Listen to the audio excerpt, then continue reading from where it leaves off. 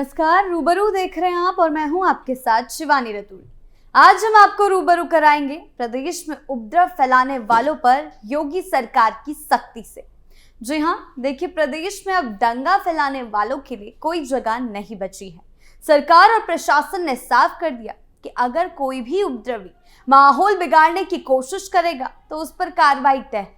बिना देर बिना दबाव अब हालात बिगड़ने का इंतजार नहीं किया जा रहा, बल्कि माहौल खराब होने से पहले ही प्रशासन हरकत में आ जाता है।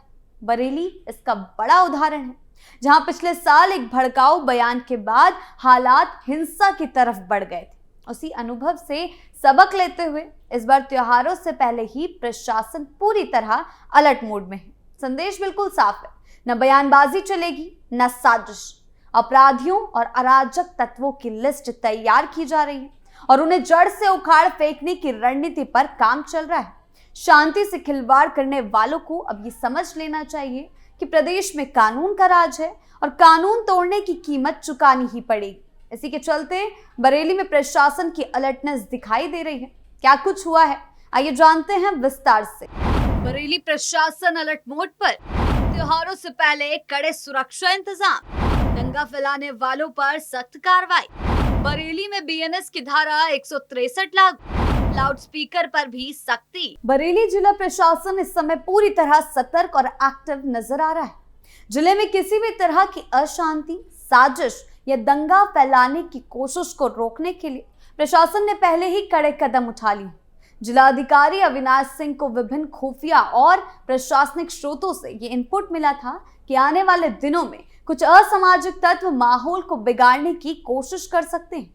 खासतौर पर इसलिए क्योंकि महाशिवरात्रि, होलिका दहन जैसे महत्वपूर्ण त्योहार नजदीक हैं और साथ ही कई प्रतियोगी और बोर्ड परीक्षाएं भी चल रही हैं। ऐसे समय में जरा सी लापरवाही बड़े विवाद या हिंसा का कारण बन सकती है। इसी खतरे को देखते हुए प्रशासन ने जिले में बीएनएस की धारा 163 लागू कर दी है, ताकि समय रहते किसी भी तरह की अव्यवस्था पर रोक लगाई जा सके। धारा लागू होने के बाद अब जिले में किसी भी सार्वजनिक स्थान पर 5 या उससे ज्यादा लोगों के इकट्ठा होने पर सख्त कार्रवाई की चेतावनी दी गई है। इसका सीधा मतलब है कि भीड़ जुटाकर प्रदर्शन करना, नारेबाजी करना या किसी भी तरह से माहौल को उकसाने की कोशिश करना अब बर्दाश्त नहीं किया जाएगा। प्रशासन का साफ कहना है कि ये कदम आम जनता को परेशान करने के लिए नहीं, बल्कि उनकी सुरक्षा और शांति के लिए उठाया गया है। सरकारी दफ्तरों, अस्पतालों और जरूरी सेवाओं से जुड़े कर्मचारियों को इस प्रतिबंध से बाहर रखा गया है, ताकि आम लोगों को किसी तरह की परेशानी ना हो और जरूरी कामकाज सुचारू रूप से चलता रहे।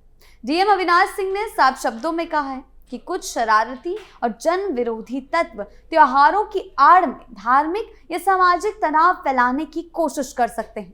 अफवाहें फैलाकर, भड़काऊ संदेश भेजकर या सोशल मीडिया के जरिए लोगों को उकसाने का प्रयास किया जा सकता है। इसी वजह से प्रशासन ने लाउडस्पीकर और ध्वनि विस्तारक यंत्रों के इस्तेमाल पर भी रोक लगा दी है। अब बिना मजिस्ट्रेट की परमिशन के कोई भी व्यक्ति लाउडस्पीकर नहीं बजा सकेगा। ये नियम इसलिए जरूरी है ताकि भड़काऊ भाषण, तेज आवाज में धार्मिक या राजनीतिक नारे और उकसावे वाली गतिविधियों को रोका जा सके।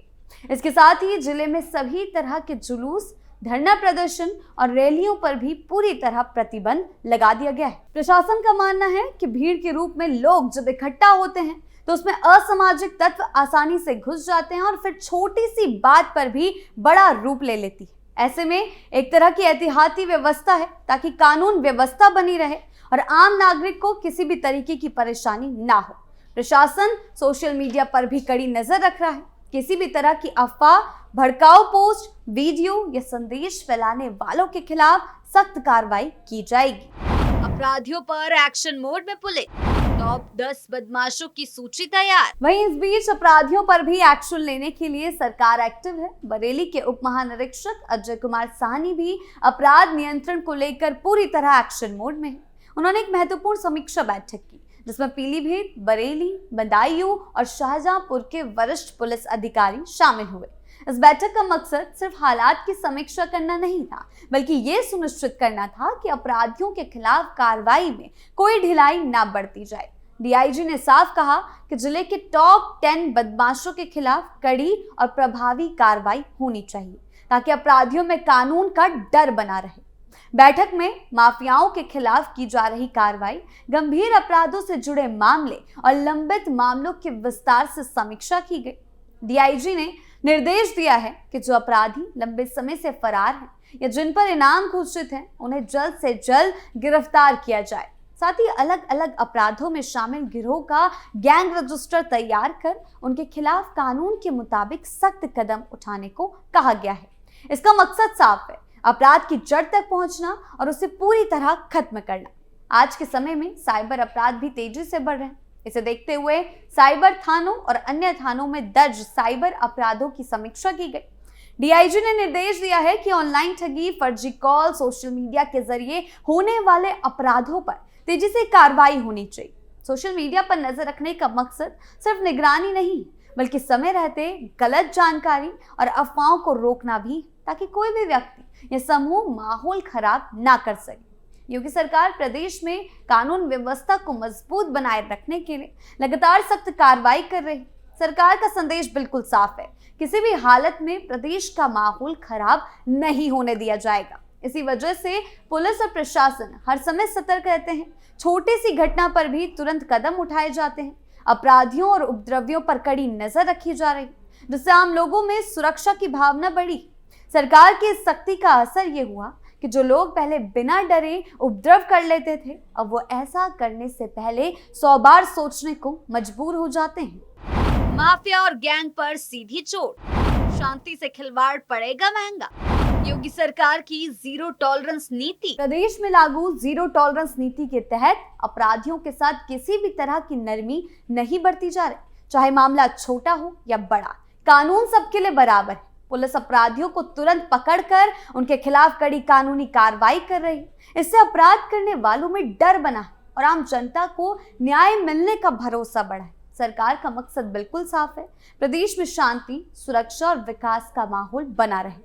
बरेली में पिछले साल तौकीर रजा से जुड़ा मामला वाकई एक बड़ा संवेदनशील मुद्दा बन गया था। हिंसा भड़क गई थी। इस घटना ने न सिर्फ बरेली ही नहीं, पूरे उत्तर प्रदेश की राजनीति में तक हलचल मचा दी थी। मामला सामने के आने के बाद लगातार बयानबाजी, विरोध प्रदर्शन और तनाव का माहौल देखने को मिला। ये मुद्दा कानून व्यवस्था से निकलकर सियासी बहस का विषय बन गया। आम लोगों के बीच भी डर और असमंजस की स्थिति बनी, क्योंकि ऐसी घटनाओं का सीधा असर रोजमर्रा की जिंदगी पर पड़ता है। इस पूरे मामले में सरकार के सामने सबसे बड़ी चुनौती शांति व्यवस्था बनाए रखने की थी।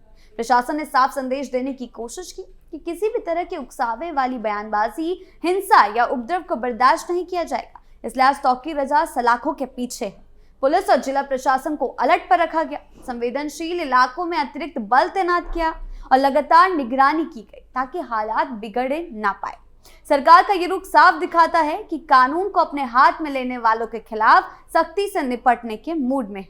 सरकार का कहना है कि लोकतंत्र में अपनी बात रखने का अधिकार सबको है, लेकिन इसके लिए हिंसा या अव्यवस्था का रास्ता अपनाना गलत है। ऐसे मामलों में जब कुछ लोग माहौल खराब करने की कोशिश करते हैं तो उसका नुकसान पूरे समाज को उठाना पड़ता है और इसी वजह से सरकार ने उपद्रवियों के खिलाफ कड़ी कार्रवाई की नीति अपनाई है, ताकि आगे चलकर कोई भी व्यक्ति या समूह कानून तोड़ने की हिम्मत ना कर सके। इससे एक तरह का संदेश जाता है कि शांति और कानून व्यवस्था से कोई समझौता नहीं किया जाएगा। प्रदेश में बदमाशों और माफियाओं के खिलाफ जो तैयारी की जा रही है, उसका मकसद साफ है, अपराध पर पूरी तरह लगाम लगाना और अपराधियों के हौसले तोड़ना। सरकार और पुलिस अब सिर्फ छोटी मोटी कार्रवाई तक सीमित नहीं रहना चाहती, बल्कि संगठित और बड़े अपराधियों पर सीधा प्रहार कर रही। इसी दिशा में 10 कुख्यात बदमाशों की सूची तैयार करना कोई मामूली कदम नहीं। ये दिखाता है कि प्रशासन अपराध की जड़ तक पहुंचने के लिए गंभीर है और कानून व्यवस्था को मजबूत बनाने के लिए ठोस फैसले ले रहा है। प्रदेश में पहले से ही अपराधियों के खिलाफ लगातार कार्रवाई जारी है। एनकाउंटर की हो या ऑपरेशन लंगड़ा या खल्लास जैसे अभियान, पुलिस ने साफ कर दिया कि कानून तोड़ने वालों के लिए कोई नरमी नहीं होगी। इन कार्रवाइयों का असर देखने को मिला है, क्योंकि कई अपराधी या तो पकड़े गए या फिर अपराध छोड़ने पर मजबूर हुए। अब बरेली में टॉप 10 बदमाशों की लिस्ट बनवाना इसी सख्त नीति को और मजबूत करता है। ये कदम एक साफ संदेश देता है कि प्रदेश में कानून व्यवस्था से खिलवाड़ किसी भी हालत में बर्दाश्त नहीं होगा। सरकार और पुलिस दोनों ही ये दिखाना चाहती है कि आम जनता की सुरक्षा उनकी प्राथमिकता है और ऐसे फैसलों से न सिर्फ अपराध पर रोक लगेगी बल्कि समाज में कानून का डर और भरोसा दोनों मजबूत होंगे। कुल मिलाकर बरेली में प्रशासन और पुलिस का साफ संदेश है कि किसी भी तरह की साजिश, दंगा फैलाने की कोशिश या शांति भंग करने वालों को किसी भी कीमत पर बख्शा नहीं जाएगा। प्रदेश सरकार पूरी तरह से शांति बनाए रखने के लिए एक्शन मोड में है, चाहे बात भीड़ इकट्ठा करने पर रोक लगाने की हो या फिर अपराधियों और माफियाओं के खिलाफ कड़ी कार्रवाई की। हर स्तर पर सख्ती दिखाई दे रही है। इसका मकसद डर फैलाना नहीं, आम लोगों को यह भरोसा दिलाना है कि कानून उनके साथ है और उनकी सुरक्षा सबसे जरूरी है। आपकी इस बारे में क्या राय है, हमें कमेंट सेक्शन में जरूर बताएं। धन्यवाद।